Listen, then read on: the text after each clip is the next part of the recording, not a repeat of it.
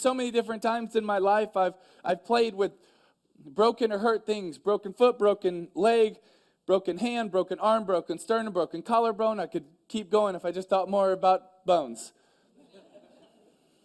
Why, man? Because I loved it. I loved playing the game. I was passionate about it. One of the reasons I even get encouraged at seeing all of you here. Do you know why I get encouraged by that? Is because you could be anywhere doing a lot of different things, but you chose to be here.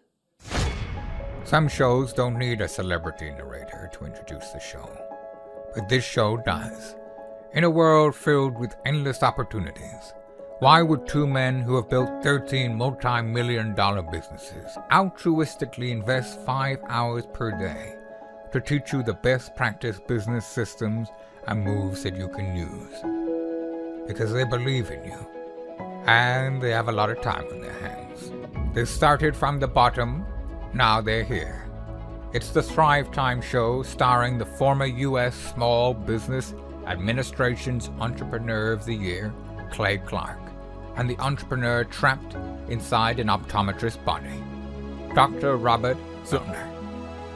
2 men, 8 kids, co-created by 2 different women.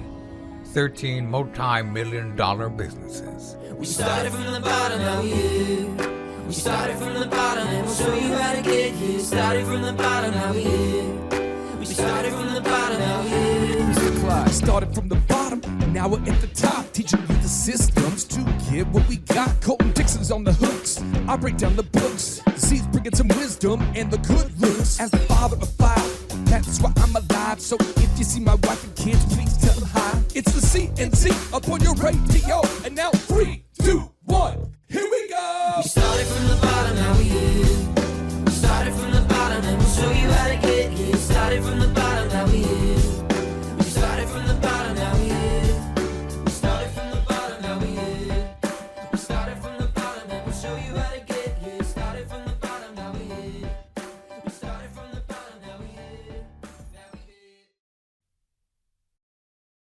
Johnny, we are talking today about facing and dealing with negative people. I think we all, if you're a leader or a business owner or you aspire to be, you're going to deal with some negative people, negative circumstances.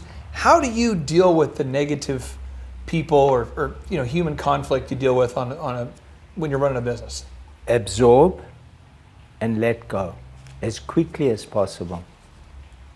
Absorb and let go. Yeah. Can you unpack when you say absorb, what do you mean by that? The information comes in. It evokes an emotional response.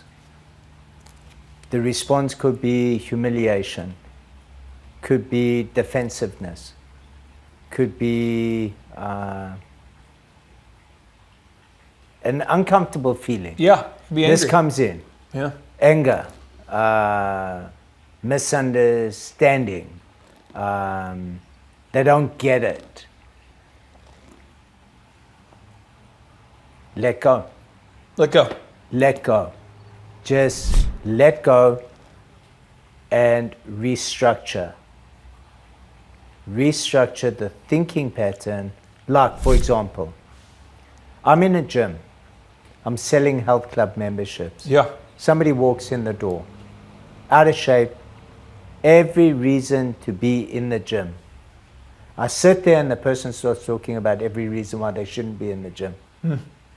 Then I say something and this becomes a little confrontational. Okay.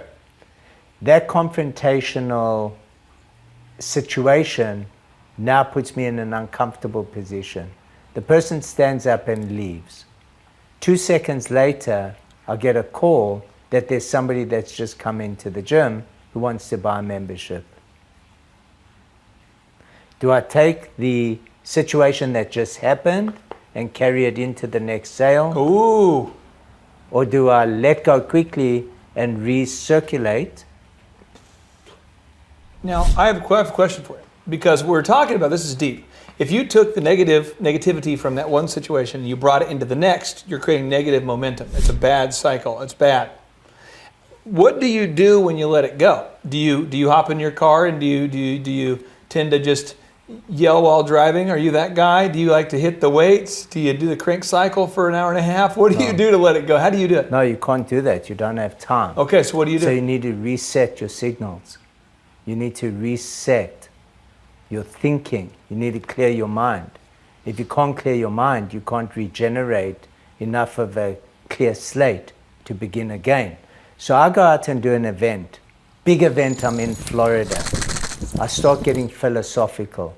Johnny G's getting philosophical. He's running a group of people that are absorbing his philosophy. I get a full-page feature. Everybody said, oh, you got this full-page feature in the Miami Herald or whatever it was. Fantastic. Guess what happened in the article? They rip you? They compared me to David Koresh. Really? I think that was the low point? Low point of low points. They compared you to the creator of a cult who ended up suicidally. I mean, he basically he was a homicidal maniac, and he ended up setting the whole thing on fire, and everyone died together. And they compared you to that. The question was, are you drinking Kool-Aid? Are you following a cult? So at the highest point of my career, with all the good stuff I was doing, in that one moment, I got compared to possibly one of the most vicious of vicious comparisons that could happen. And then people say good press or bad press is all press. That wasn't press. That wasn't press. So let's go through that. How did you feel when you first saw the article? When you first read it, how did you feel? I was shocked. You're shocked? I was shocked. And then you went through kind of the stages. You go from shock to being, do you get mad? No, I doubted myself. You doubted yourself. You thought, maybe I am. Just No. for a minute? No. No? Maybe my message was not coming from a place where my true vision of what I was building was misinterpreted. And then from there, you had to let it go. Had to let it go immediately. Okay. Immediately. And you just say, I'm done. I with haven't brought this up from the time I read this article. it. And you just say, I'm done with it. You move on. Just move on. Love it.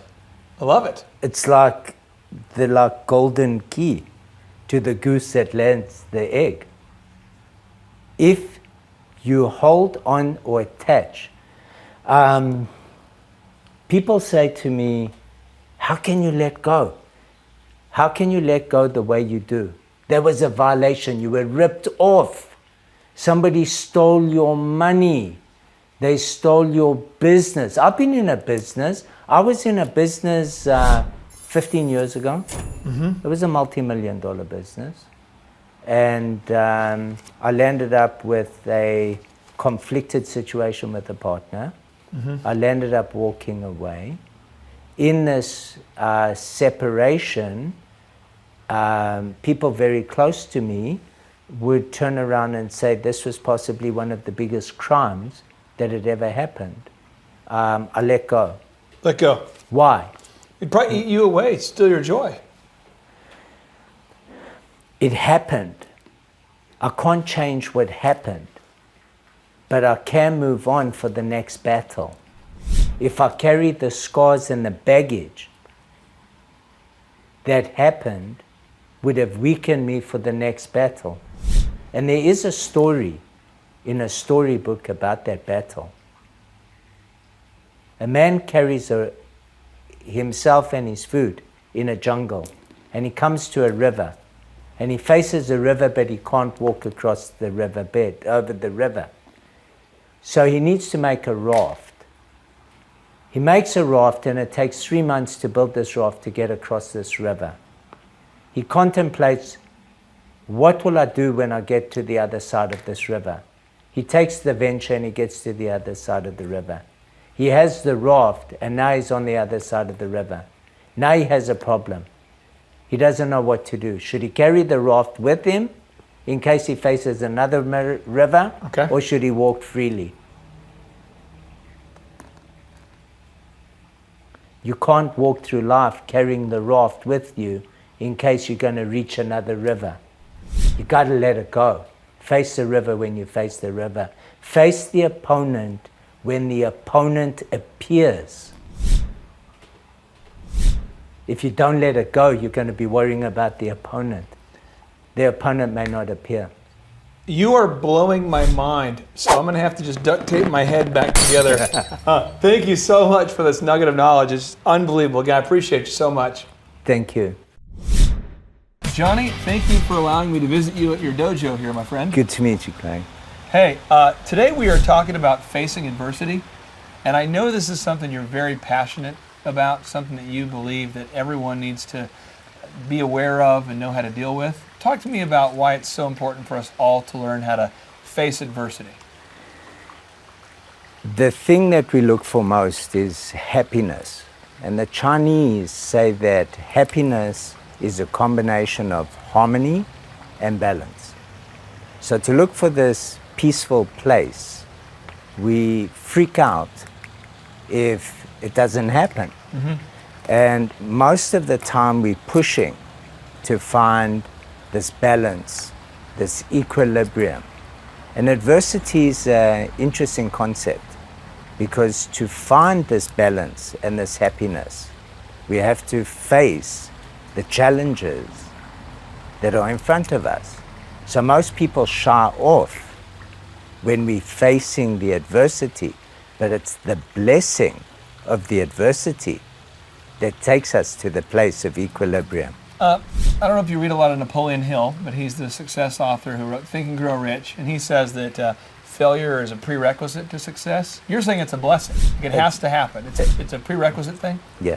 So in your life, as you think about your career, and I'm sure you could think of countless examples, but I think what happens is if we're not careful, we go on a website, we watch an interview with a guy like you, we watch a training, and we go, well, it must be nice living here with the pool in the background and the dojo. You know, it's probably easy for you to... I would have no problem facing adversity if I could hop in that pool at the end of the day. Talk to me about some adversity you faced before the pool, before the dojo, before the success with the crank cycle, before the success with the spin, before the success. I mean, before the success, what kind of adversity did you face? There were some major things that happened in the course of my life growing up. Being bullied at school, that would be the furthest memory of how to come back to a Catholic boarding school as a day student every day and having Raymond McNaughton pushing me around. Raymond McNaughton? Raymond McNaughton. I must have been 11 years old and I never forgot his name. Have you Skyped with him recently? Is it cleared up now? Is he good? No, I let it go. Okay. All right. Letting go is another good thing. Coming to America, I had this dream of finding out in 1979 what was happening in the American fitness market. Okay. And there was this guy by the name of Jack LaLanne. Okay. And Jack was making these headways in America, motivating people at a time where I think it was Dale Carnegie, Yeah. Making Friends and Influencing People. Yeah. Yeah. The first motivational book I ever read. Yeah, that's a good one. It was a good one. It was a great one. So I want to make this sabbatical to America. And my mom says, you know, South Africa is really in a tough place. My father says, if you go to America and you want to learn about the gym business, make sure you learn everything you can, come back to South Africa and continue your path. 3 days after I arrive, I get held up at gunpoint. No money. 3 days after you arrive from South Africa. Yeah, and the tough thing was that the South African government would only give you 3,000 Rand, which was about, at the time, $1,000 allowance, traveling allowance. That's all you can bring. That's it. So you couldn't get money wired. Once you had your allowance, that was it. Okay. No more ticket to ride. So it's a Saturday morning and I just come back from Gold's Gym, had a workout, and this was right at the beginning of Gold's. They were on 2nd Street in Santa Monica, and Muscle Beach had just opened up. So I went to Gold's in the morning and I wanted to go to Muscle Beach in the afternoon Yeah. to watch the guys in the cage. Oh, the guys in the cage? They had like a cage. Really? Yeah, and the guys used to go on the beach and train, and everybody used to stand around and Okay. watch. It was amazing. That was the deal. That was the thing. So 3 days after I arrive, it's 10 o'clock in the morning. I'm reading the paper. My motel door is open, Yeah. and all of a sudden this guy with a big afro walks in. He's got a gun, kicks the door closed, and says, "Freeze, give me your money." That wasn't the kind of adversity that I thought would happen in my lifetime.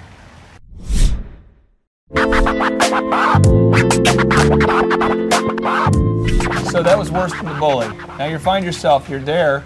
Now this, you have a gun pointed at you. Do you just give them all your money? The funny part to this was I had my money in traveler's checks. Oh, So he said, "Give me your money." I said, "I don't have any money." It was like a comedy show. okay. So he said, "Well, it got a little intense in the room." I said, "I've got traveler's checks. The way it works is I sign them over to you. You take these traveler's checks and cash them." I signed the traveler's checks over to him. So you find yourself now within, I mean, once you've turned over the traveler's checks, did you lose your did you lose your ID? Did you lose everything? Did you lose your No. Just the traveler's checks? Just the traveler's checks. So if you can remember, I probably know you probably don't want to go back to that place, but if you can remember, what did you do? I mean, the 10 or 15 minutes afterwards, do you just sit there and go, oh, but you didn't have a cell phone. It's 1979. I mean, what do you do? Do you just... I was absolutely freaked. And that feeling was a feeling that had taken me through, in retrospect, every difficult situation I'd ever had was the same feeling. Hopelessness, despair,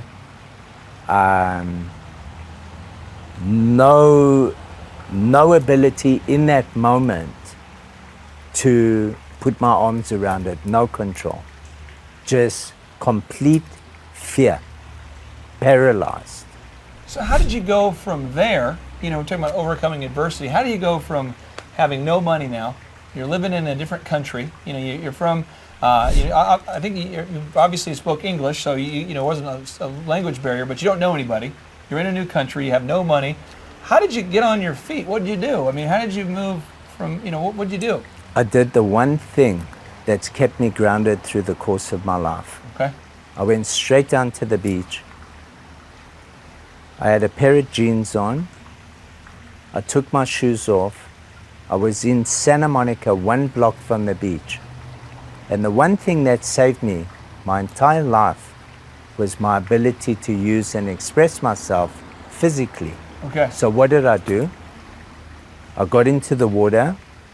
I went for a run up to my knees, and I ran and ran and ran Really? till I was exhausted. Wow. Sat down on the beach and decided that I needed to get into a plan. Really? Yeah. So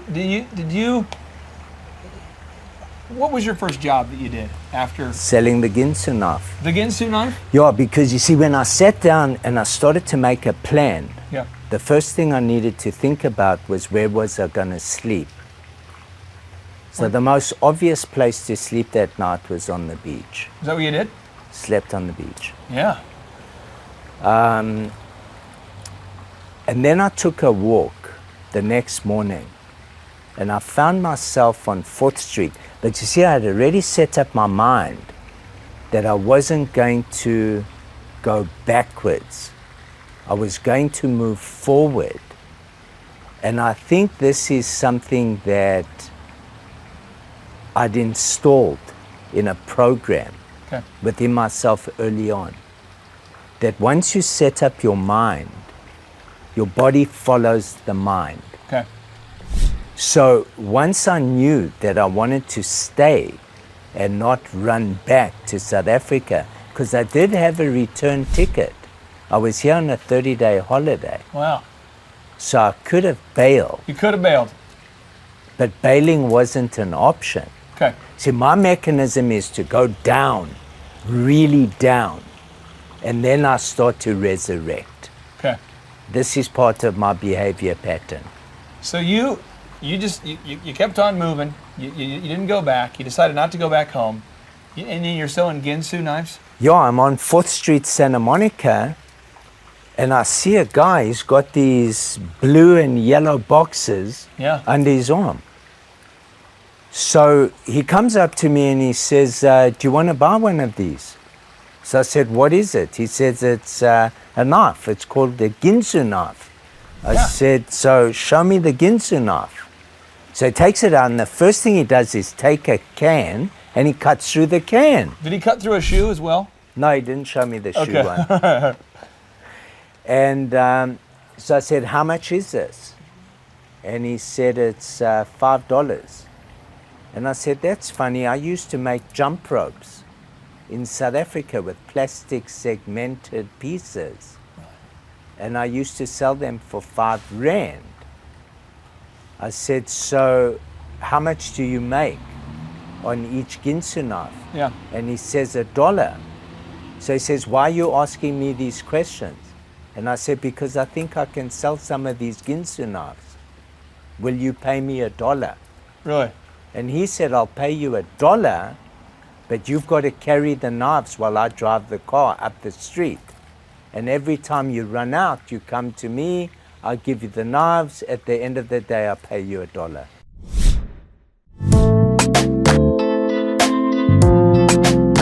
Now, I want to make sure we're hearing this, because if you're watching this and you're thinking, are you kidding me? You go from the getting robbed to selling Ginsu knives to a dojo. But this is, this is the kind of the mindset you have to have. You have to fight through the adversity. That's it. It's like there's no guarantee. I wasn't thinking dojo. I wasn't thinking pool. But I grew up in South Africa and I was privileged. So I had a taste and a sense in my consciousness what a beautiful home looked like, Okay. what a tennis court looked like, what riding lessons looked like. Yeah. My father was a pharmacist, but he came from a tough place. You see, I think we learn from our parents. Okay. We learn from the people around us. His mother got married 8 times. 8? 8. Wow, that's the Ocho. Yeah, but it was rough for him because they put him in a boarding school through this whole period. So as an athlete, he managed to face his adversity. So part of this already started to bleed and come into my consciousness. This type of thinking, adversity, houses, where you would want to live, spend your time, wasn't something I thrived. No pun on Thrive 15 Yeah. or being a thriver. But what happened to me was I started to understand later that the things you're exposed to and the things that you like, you can attract if you've been exposed to them. Yeah, Napoleon Hill says you have to conceive something before you can achieve it, And I always tell people the example, but my wife and I, when we were first building our first home, I had never seen granite countertops. I never grew up around them.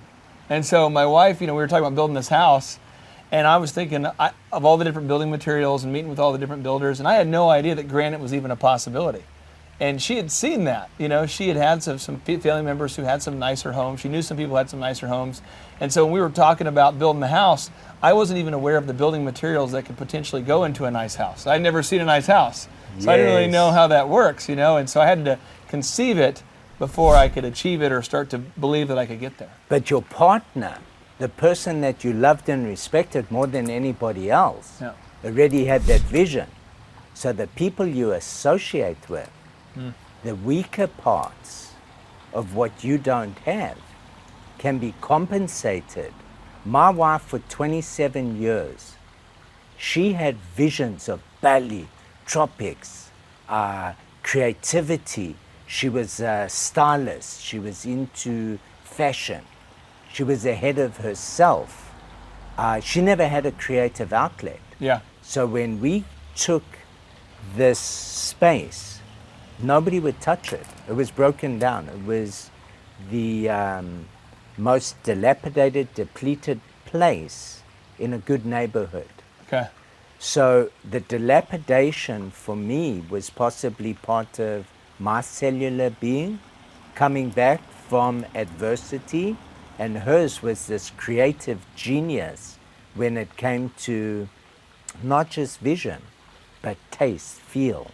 And the dojo became a reflection of her need to express herself.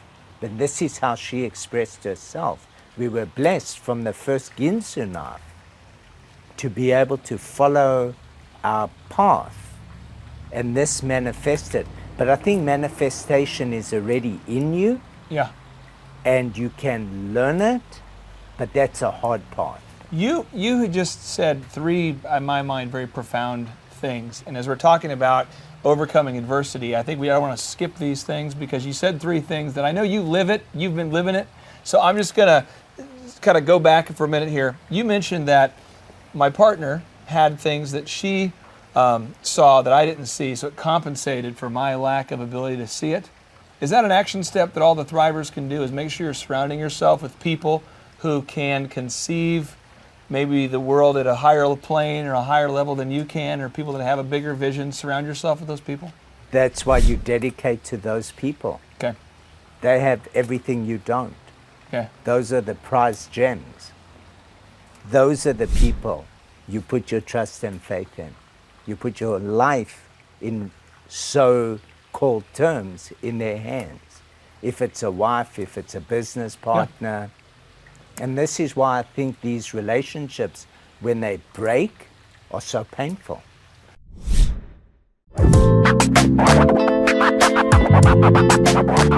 Well, you know, you said another statement, is you said that you bought the crummy house in the nice neighborhood, the bad house in the good neighborhood. You bought the worst home, let's say, in the nice neighborhood, and now you've turned it into this tropical paradise.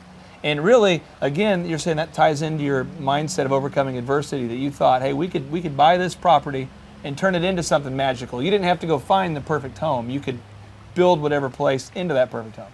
The foundation and the land is already there, whether it's a home, whether it's your apartment, or whether it's your life. See, the philosophical side for me is always about quality of life.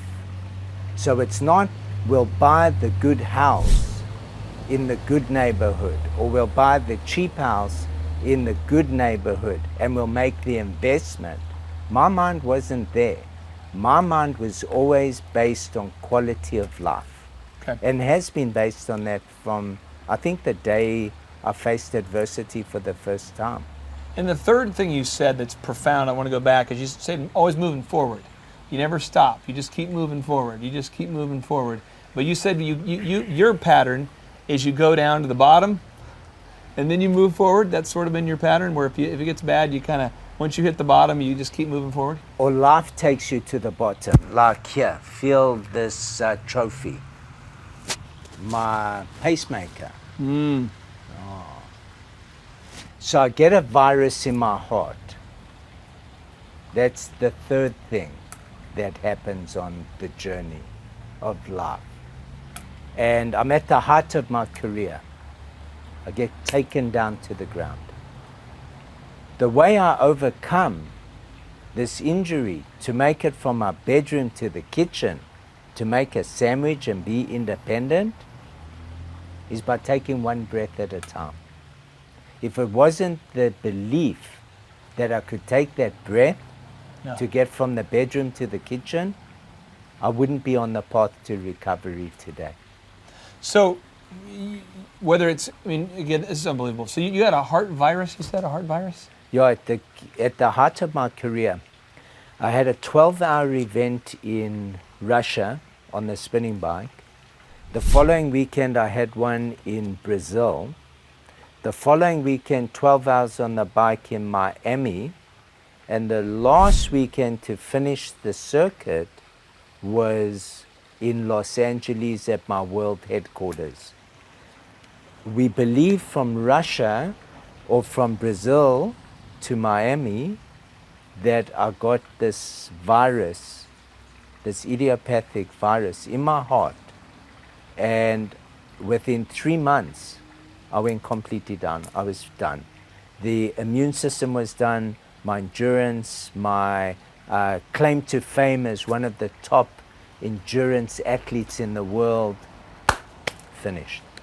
And just so the Thrivers can understand, because I think, I am just in awe of the success and some of the things you've been able to achieve, and you're going to continue to achieve, and you're achieving now. But at the peak, when you described the peak of the career there, how many people were using your products at that point on a daily basis? Let me sort of preface it. In 1987, I took on the world's toughest, most grueling ultra distance challenge in the world at the time. It was called the Race Across America. This race was from Los Angeles to New York City, and it was 3,400 miles. Wow. With no timeouts. So I slept 2 hours a day for 10 days, which is 18 hours, and I was on the bike for 220 hours. What? So if you figure working out 3 times a week or 5 times a week, this craziness, this race is 220 hours with 18 hours sleep. Talk about adversity.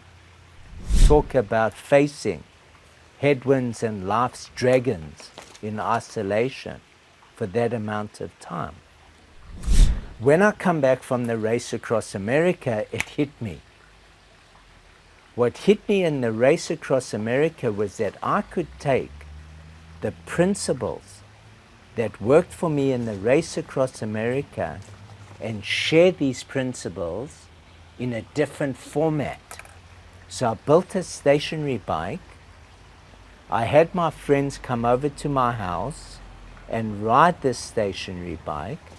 My wife Jody was pregnant with my daughter, so I didn't have to train on the road. I could play on the stationary bike. And I came up with a name for this program, and I called it Spinning. Spinning. And spinning became one of the fitness phenomenons in the 90s. Hit 72 countries, about 5 to 8 million people a day participating. Wow.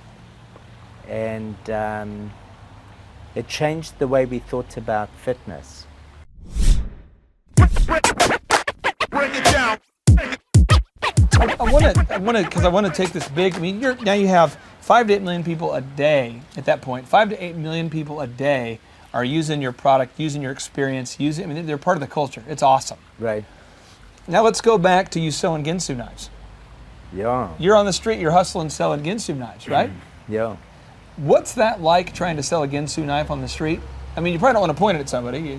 You just say, what'd you do? You knock on doors? How'd you sell knives?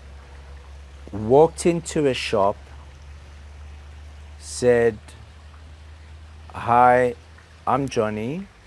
Do you have a few moments? I have a tool. I have something to show you." Very tough, yet I sold my personality. South African accent. Big physique. I'd been training in the gyms. Sweatshirt. These things weren't common. People in 1979 weren't running around dressed like that. Okay. I was like Rocky Balboa, Okay. walking into somebody's shop It was a spectacle just seeing me. I was different. Okay. Plus, I had some long hair because I was very passionate about the martial arts. Okay. So I had this long hair, and I actually had a little bit of a ponytail. So it was a very unique look for the time. Did you get rejected a lot? I did. I mean, people ever tell you to get out of here? I'm not interested, go away. Absolutely. And so, whether it's selling Ginsu knives, overcoming being robbed, Yeah. whether it being having basically a heart disease, as a heart infection, Yeah, you've been through it, but you just keep moving forward. that's right. Because is actually a weak phrase. Okay, because it's weak. Because is weak. Because of what? I got distracted. I was thinking that it's not as much having the adversity. It goes back to believing in yourself. The adversity is one thing. Rejection is another. Believing in yourself is really important. So it wasn't about the money with the Ginsu knife. Right. It wasn't about the money with spinning. What I was doing was I was focusing on the most important thing I could focus on at the time. Okay. And that was my own well-being. And we're going to have a training on Thrive 15 here about just believing in yourself. But you're saying that if you don't believe in yourself, if you didn't believe in yourself, you could not have fought through that adversity. That's absolutely true. Johnny, I appreciate you letting me come out here to your dojo. And I realize that aesthetically I'm bringing the mojo down a little bit when I come into the dojo. I don't have that aura that you have. But I appreciate you letting me come here, and hopefully some of that will kind of wear off on me over time here, my friend. If you weren't in the dojo with what you have to bring in the dojo, you know what? This wouldn't be possible. Okay. So you make things possible for people that can't make these things possible. You provide the opportunity for somebody like me to be in a situation to have a few minutes to talk to someone else. So actually, when I grow up, I want to be sitting in your chair. Hey, thank you so much. JT, do you know what time it is? 4:10. It's Tebow time in Tulsa, Jerusalem, baby. Tim Tebow is coming to Tulsa, Oklahoma. During the month of Christmas, December 5th and 6th, 2024, Tim Tebow is coming to Tulsa, Oklahoma in the 2-day interactive Thrivetime Show Business Growth Workshop. Yes, folks, put it in your calendar. This December, the month of Christmas, December 5th and 6th, Tim Tebow is coming to Tulsa, Oklahoma in the Thrivetime Show 2-day interactive business growth workshop.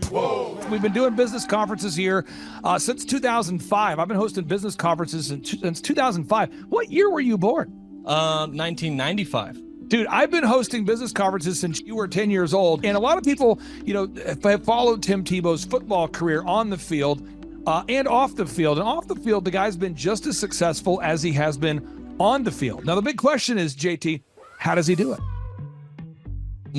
Well, they're going to have to come and find out because I don't know. Well, I'm just saying, Tim Tebow's going to teach us how he organizes his day, how he organizes his life, how he's proactive with his faith, his family, his finances. He's going to walk us through his mindset that he brings into the gym, into business. It is going to be a blasty blast in Tulsa, Jerusalem. Folks, I'm telling you, if you want to learn branding, you want to learn marketing, you want to learn search engine optimization, you want to learn social media marketing, that's what we teach at the Thrivetime Show 2-day interactive workshop. If you want to learn accounting, you want to learn sales systems, you want to learn how to build a linear workflow, you want to learn how to franchise your business, that is what we teach at the 2-day interactive Thrivetime Show business workshop. Over the years, we've had the opportunity to feature Michael Levine, the PR consultant of choice for Nike, for Prince, for Michael Jackson.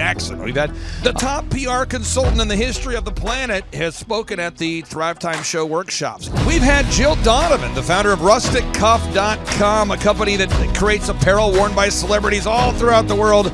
Jill Donovan, the founder of RusticCuff.com, has spoken at the two-day interactive Thrivetime Show business workshops. We have the man who's responsible for turning around Harley Davidson, a man by the name of Ken Schmidt.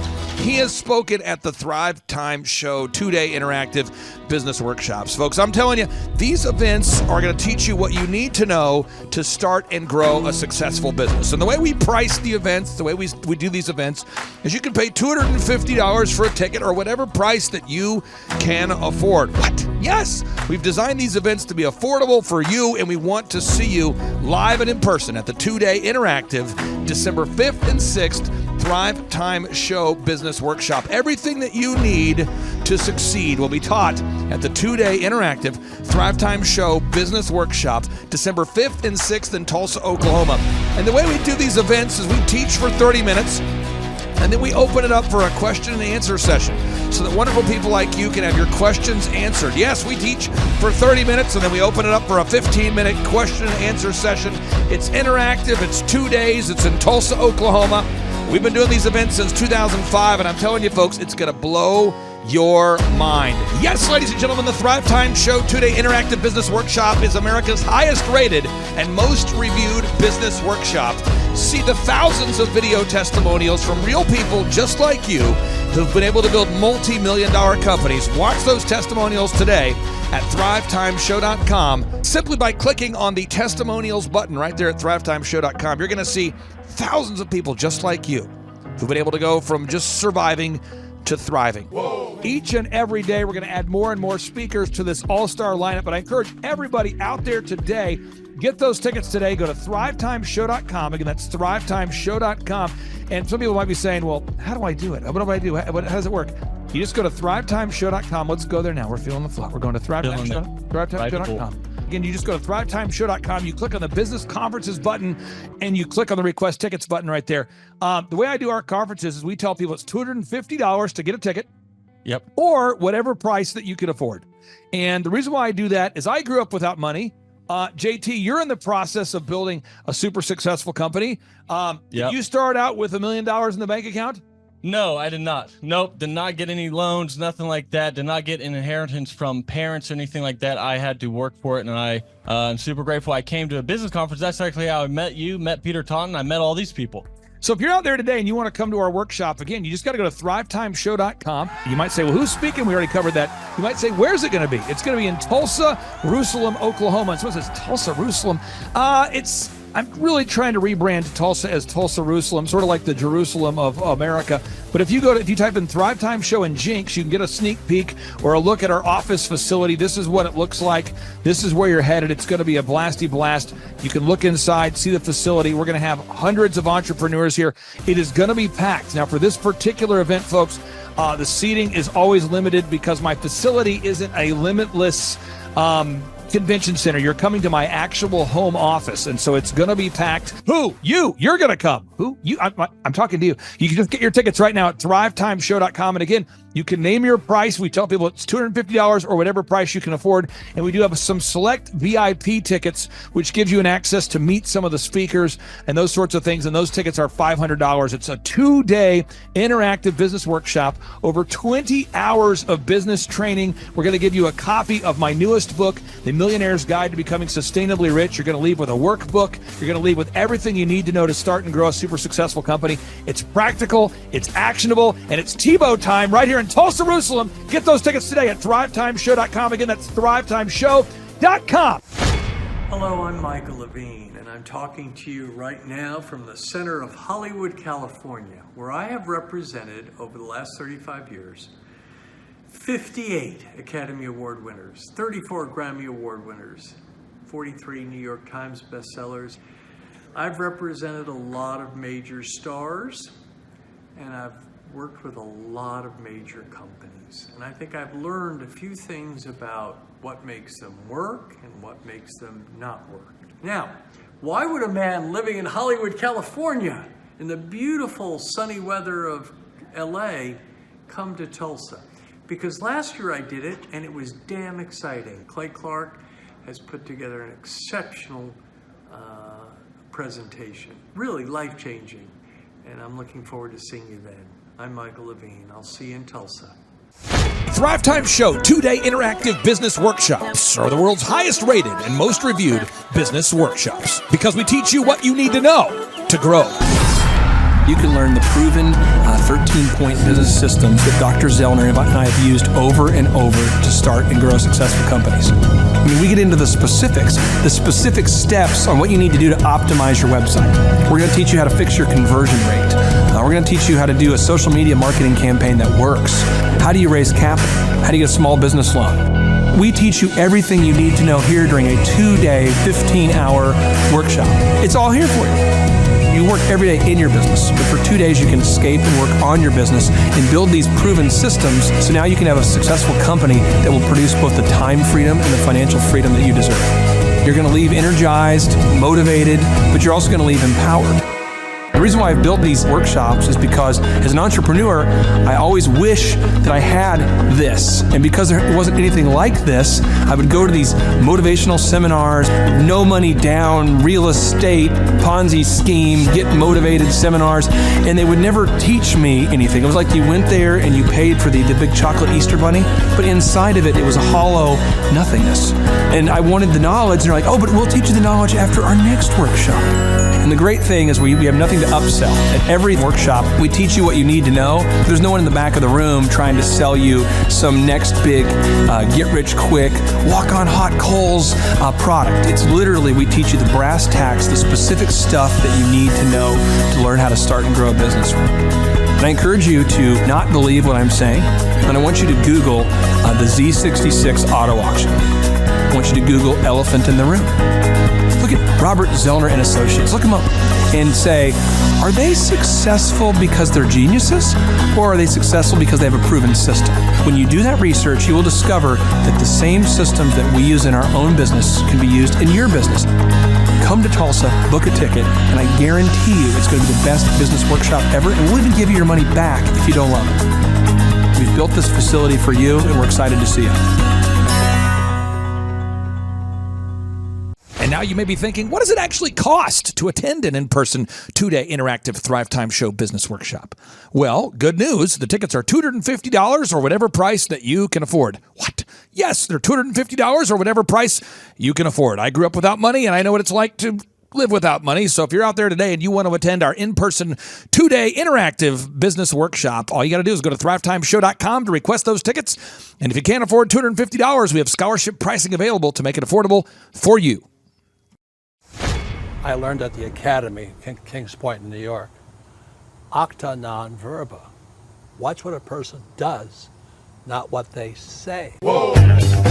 Good morning, good morning, good morning. Robert Kiyosaki, the Rich Dad Radio Show. Today I'm broadcasting from Phoenix, Arizona, not Scottsdale, Arizona. They're close, but they're completely different worlds. And we have a special guest today.